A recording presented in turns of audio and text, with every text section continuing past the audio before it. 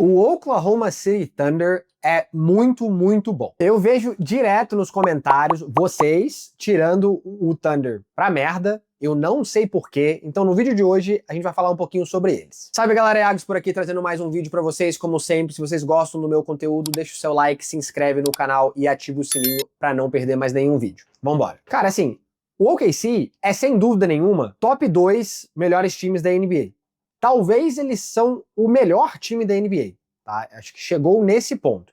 E toda e qualquer métrica, você pode ver qualquer estatística, métrica avançada, o que vocês quiserem ver, mostra que assim, o time dos caras é bom pra caralho. Só que por algum motivo, todo mundo acha que os caras não são absolutamente nada. Eu não sei porquê. Ou são vocês nos meus comentários, ou são até jornalistas que você vê no Bleacher Report, etc. Eu não sei o que acontece. Então, quais são as críticas principais que eu escuto vindo de vocês? 1. Esse time é muito novo. E 2, eles não se provaram nos playoffs. E de fato, nos últimos anos, eles têm sido um dos times mais novos da NBA, da liga inteira. Você olha os seus principais jogadores, você tem o SGA, ele só tem 25 anos, apesar dele jogar igual um veterano, ele é super novo. Jalen Williams tem 23 anos. Chet Holmgren tem 21 anos, 22, alguma coisa assim. Mas será que isso de fato importa? Vamos ser sinceros aqui. Será que de fato faz tanta diferença? Porque esse time, do jeito que eles têm jogado, eles não estão pra brincadeira. Eles não estão pra brincadeira. Eles já eram bons no ano passado e esse ano eles estão melhores ainda. E aí vem mas eles não se provaram nos playoffs, nunca chegaram longe nos playoffs. Também, de fato, nunca aconteceu. A última vez que o Oklahoma City Thunder conseguiu disputar alguma coisa foi lá atrás, na época do Kevin Durant com o Westbrook com o James Harden, a primeira versão do Big Three ali de OKC. Só que se você para e olha, ano passado foi a primeira vez que, de fato, eles tinham um time para disputar alguma coisa. E eles perderam pro time que foi para as finais da NBA. E quando você olha a série contra o Dallas Mavericks, essa série ela foi muito mais perto do que acho que a maioria de vocês lembram. Assim, a gente não teve muitos jogos que foram de diferença de 20, 15 pontos. O primeiro jogo o OKC dominou, se eu não me engano, o jogo 4, Dallas dominou, mas tirando isso, você teve uma vitória por 4 pontos, uma vitória por 1 ponto, uma vitória por, sei lá, 6, 7 pontos.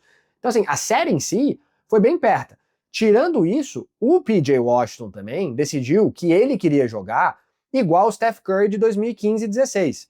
O cara praticamente arremessou 50% da linha de 3 aquela série inteira. Se você junta tudo. A média do cara foi bizarra, um bagulho assim, completamente insustentável. Tanto que ele não conseguiu jogar assim nas outras duas séries. Ele caiu drasticamente de produção. Mas não é que ele caiu porque ele é ruim, ele caiu porque o jeito que ele arremessou contra o OKC estava completamente insustentável. E aí eu vou usar um pouco o exemplo do Boston Celtics, porque assim, o que aconteceu, que foi você perder pro time que eventualmente foi para as finais da NBA e mesmo acabando perdendo, foi o time que foi vencedor da sua conferência, me lembra muito os times do Boston Celtics que cansaram de tomar pau pro LeBron James quando ele estava no Cavs. Você tem ali Jason Tatum, tomou pau pelo menos uns 2 anos ali. O próprio LeBron cansou de perder pro próprio Boston Celtics nos playoffs até ele eventualmente conseguir chegar. Então assim, esse é o caminho natural das coisas. É normal esse tipo de coisa acontecer. E você tem que levar isso como um processo de aprendizado, sem dúvida nenhuma. E assim, comparando um pouquinho o time do ano passado com o time desse ano, eu acho que esse ano eles estão muito mais bem definidos em relação a quem são os principais jogadores desse time. Ano passado, eu acho que assim, você tinha um pouco de dúvida em relação, por exemplo, quem era o seu quinto homem? Josh Giddey às vezes jogava, o Isaiah Joe às vezes jogava, o Aaron Wiggins às vezes jogava. Então assim, eles tinham uma mistureba ali em relação ao time titular, que esse ano já não tem. Esse ano você trouxe o Alex Caruso, do Chicago Bulls, você trouxe o Isaiah Hartenstein na Free Agency, que inclusive eles têm jogado esse double big depois que o Chet Holmgren voltou da lesão dele, que eu acho que tem sido o quinteto ali principal deles. Então você tem um time muito mais bem definido em relação ao que você tinha no passado. E eu não vejo assim tantos buracos como eles tinham no time do ano passado. Eu acho que esse time tá muito mais completo e muito mais redondo. Além de ser um time, na minha visão, muito mais profundo do que eles entregavam na temporada de 23-24. E talvez um outro problema que eu acho que talvez é enxergado como um problema, mas não necessariamente é a estrutura ofensiva e se esse time não depende tanto no SGA. né? Você vê ali, quando você olha para o time do lado ofensivo da bola, você tem o SGA completamente dominante, hoje o melhor scorer da NBA, sem dúvida nenhuma, né? Eu até fiz um vídeo zoando ele que ele só arremessa lance livre, mas assim, ele, cara, ele é o melhor scorer da NBA hoje. Não tem conversa, não tem pra ninguém. Essa é a realidade. E aí depois dele, a diferença pro segundo melhor jogador no ataque, será que não é muito gritante? Porque você tem SGA, aí você tem Jalen Williams e Chet Holmgren, possivelmente.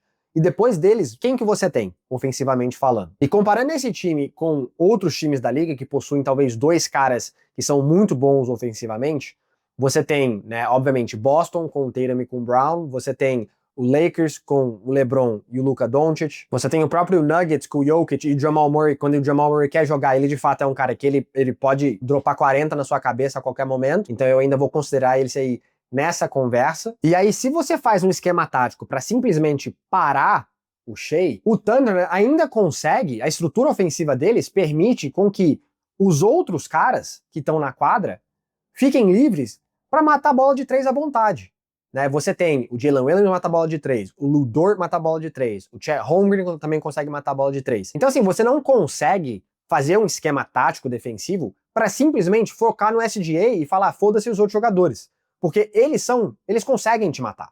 Isso é um fato. Né? Claro, contra Dallas isso não funcionou, mas isso também é o risco do negócio. Às vezes vai funcionar, às vezes não vai. Eu falo isso com o Boston direto. Eu, às vezes, acho que o Boston Celtics, eles dependem muito da bola de 3. E dependendo se a bola de 3 está ou não está caindo, se tiver caindo, ninguém vai ganhar deles. Isso é um fato. Ninguém vai ganhar de Boston quando eles estão arremessando, sei lá, 38% da linha de 3. Agora, quando não tá caindo, ou eles perdem, ou eles vão ficar atrás no jogo e não vão conseguir voltar. E eu sinto que o OKC tem uma estrutura um pouco parecida, na minha visão. E aí, quando a gente olha para os dois jogadores ali, teoricamente os dois coadjuvantes, a gente vê alguns questionamentos sobre se o Jalen Williams consegue ser a segunda opção nos playoffs, porque ano passado ele não jogou bem, de fato, ele não jogou bem. E tá tudo bem. Só que esse ano, ele melhorou consideravelmente. O cara foi um All-Star esse ano, pela primeira vez na carreira dele. E se o Shai não tiver nas melhores noites, que isso é raro, você tem ali, querendo ou não, o próprio Jalen Williams e o Chet Holmgren. E o Thunder, diferente talvez de alguns outros times, eles não têm uma terceira opção. Você tem o SGA como opção 1, e você tem o Jalen Williams e o Chet Holmgren como a opção 2A e 2B. Eles basicamente revezam, né? Você não tem um Austin Reeves, um Norman Powell, que são um Kristaps Porzingis, que são de fato terceira opções consolidadas. Você sabe que eles não serão a primeira opção, podem ter jogos como a primeira opção, mas eles não são, tradicionalmente. E eu acho que o sistema ofensivo deles, nesse sentido, roda muito bem e tem mostrado que funciona, não só ano passado, ficando em primeiro no Oeste, como esse ano também, mostrando que eles funcionam. Eles estão em primeiro no Oeste por praticamente 13, 14 jogos. Então, assim, o time ganha de todo mundo. Aí uma outra crítica também que eu vejo é uma questão de tamanho e a questão dos rebotes. Ah, mas o OKC não é um time muito grande. De fato, no papel, eles não são. Você tem o Chet Holmgren, o Isaiah Hartenstein, que tem praticamente 2,13 metros, né, ou mais.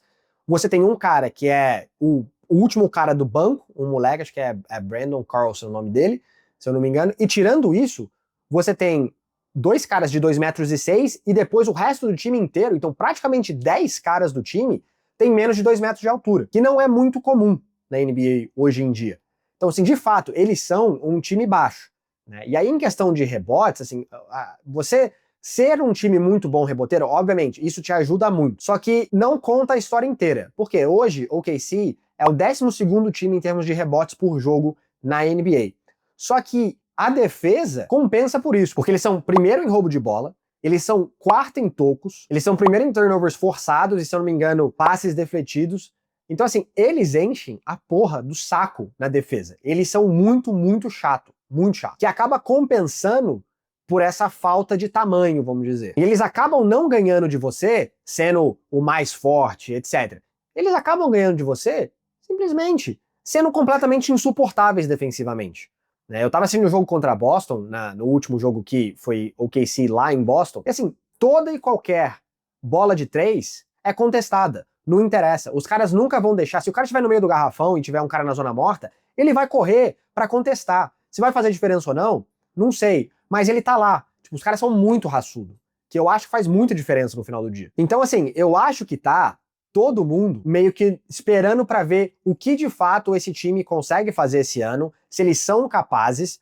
E sendo bem sincero, eu acho que eles são capazes. Eu não acho que tem ninguém no Oeste, absolutamente ninguém, que consegue ganhar do OKC se eles estiverem jogando um ótimo basquete. Se você bota aí o OKC jogando seu melhor basquete contra qualquer outro time do Oeste jogando seu melhor basquete, eu não acho que eles conseguem ganhar do OKC, sendo bem sincero. Essa é a minha opinião sobre esse time no momento. Eles conseguem ganhar de um Boston? Não sei. Essa série aí, sem dúvida nenhuma, vai para 7 jogos, porque é um time, eu acho que são dois times que se complementam bem, em termos de terem alas que conseguem não só pontuar, mas como defender também. E assim, é claro, a derrota dos playoffs do ano passado, obviamente trouxe um pouco mais de experiência e bagagem para esse time agora nos playoffs desse ano. E eu acho que assim, tem muita gente não esperando nada desse time, e vão ficar bem surpreendidos com o que vai acontecer. Bom, galera, deixa aí embaixo nos comentários o que vocês estão achando do time de OKC. OKC é de fato o melhor time da NBA ou ainda é o Boston Celtics ou o Cleveland Cavaliers, não sei, talvez seja só o Boston Celtics ali